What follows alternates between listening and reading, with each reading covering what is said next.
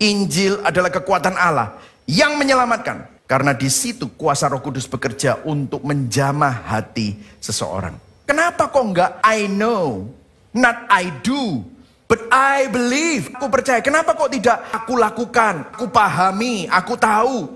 Why? Perhatikan saudara. Basis kekristenan bukan dari perbuatan kita. Basis kekristenan bukan dari pengetahuan dan pemahaman kita. Apakah perbuatan kita nggak penting? Tentu saja penting. Apakah pengetahuan dan pemahaman nggak penting? Tentu saja penting. Namun, perbuatan kita tanpa kuasa Roh Kudus, tanpa iman kepada Kristus, pikiran dan hati kita tanpa kuasa Roh Kudus, tanpa iman kepada Kristus, itu bermasalah. Masalahnya apa? Masalah dosa. Kenapa kesalehan kita seperti kain kotor? Karena hati kita. Yeremia 17 ayat 9, hati kita jahat, lebih licik daripada segala sesuatu. Tuhan adalah Tuhan yang menyelidiki hati. Pengetahuan baik dan jahat.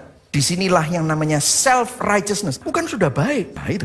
Rasa sombong, aku sudah baik, lumayan dibandingkan orang lain. Maksudnya ya kamu berdosa, tapi dosamu tidak sebanyak orang lain. Tetap saja dosa. Saudara dan saya sudah mati. Anda dan saya diperbudak dosa. Anda dan saya ada di bawah murka Allah. Anda dan saya pantas untuk dihukum dalam neraka yang kekal. Kemudian muncul dua kata yang paling indah di dalam Injil. Tetapi Allah. Katakan sama-sama. Tetapi Allah, bukan saudara. But God dan saya sudah mati. Anda dan saya diperbudak dosa, tapi Allah campur tangan, bukan membiarkan kita dalam kehancuran kita, tetapi Allah menyiapkan rencana untuk menyelamatkan saudara. Oleh kasih karunia, saudara dan saya diselamatkan. Agama berkata, lakukan ini, lakukan itu. Injil kabar baik berkata, sudah selesai. The gospel said, done. Agama berkata, Tuhan akan mengasihimu kalau kamu melakukan A, B, C, D. Injil berkata, Tuhan sudah mengasihimu walau kamu berdosa, walau kamu berkhianat, walau kamu tidak setia, walau kamu tidak mampu. Bukannya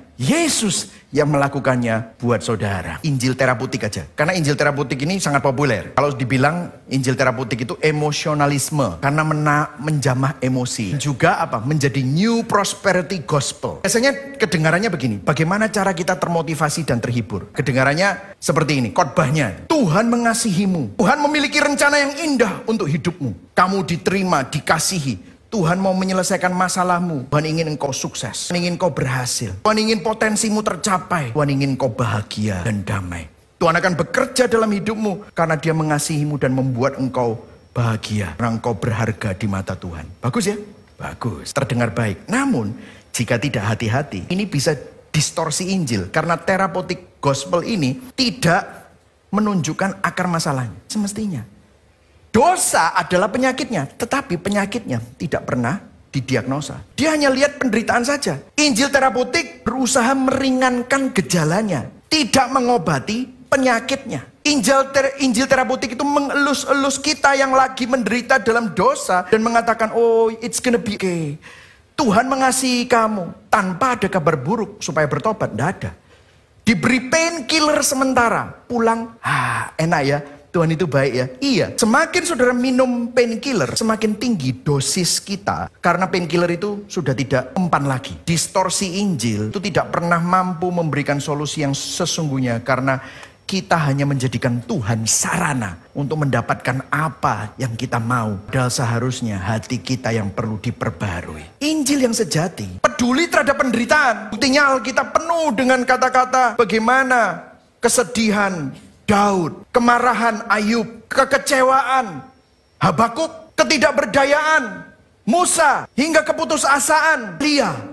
Alkitab tidak memandang rendah penderitaan. Alkitab justru menawarkan pengharapan bagi mereka. Menurut Injil sejati, pengharapan di dalam Allah Tritunggal, pengharapan di dalam Yesus hanya bisa dipahami dan dinikmati ketika kita juga memahami dan meratapi kerusakan hidup akibat dosa di hidup kita. Dosa yang kita lakukan sekarang maupun yang kita lakukan kepada orang lain, itu kita perlu ratapi. Kita perlu menyesal dan berduka terhadap dosa itu. Melalui karya salibnya. Karena melalui karya salib, Yesus Kristus memberikan solusi kepada dua hal. Baik penderitaan, dia menjalani penderitaan. Dia memberi dirinya untuk mengalami hal yang paling mengerikan. Dia terisolasi, dia ditolak, mengalami kejahatan terbesar. Dia menjadi korban terbesar karena dia yang tidak mengenal dosa menjadi dosa buat saudara dan saya. Dia menyelesaikan masalah dosa. Dia menanggung hukuman dosa. Dia menanggung kesalahan saudara, kebobrokan kita di atas kayu salib. Bahkan waktu orang meludahi dia, waktu orang memukul dia, dia berkata, Bapa, ampunilah mereka karena mereka tidak tahu apa yang mereka lakukan. Dia lakukan itu untuk apa? Menjadi pengganti kita yang sempurna. Tuhan bukan Tuhan yang duduk di atas sana menyuruh kita kanan dan kiri, tetapi dia adalah Tuhan yang turun, rengkuh semua kerapuhanmu, mengerti semua penderitaanmu, mengerti semua kebobrokanmu, tetapi dia menang atas maut dan hukuman atas dosa. Untuk apa? Untuk menyelesaikan masalah dosa serta memberikan penghiburan yang sempurna di dalam setiap pergumulanmu. Kau nggak ngerti bagaimana ini, apa yang aku harus lakukan, tetapi Yesus mendampingimu. Setiap penderitaan kita didampingi. Namanya Immanuel bagi kita yang percaya kepadanya. Itulah Injil yang sejati. Waktu kita memandang salib, salib menegur sehingga kita bertobat. Tapi pada saat yang sama, salib mengingatkan bahwa saudara diterima bukan karena kamu baik, tetapi karena Yesus yang sudah menanggung dan menggantikan hidupmu. Di situ saudara menemukan suatu ketenangan. Saudara menemukan suatu takut akan Tuhan. Aku mestinya dihukum, tapi aku menerima kasih karunia. Amin, saudara.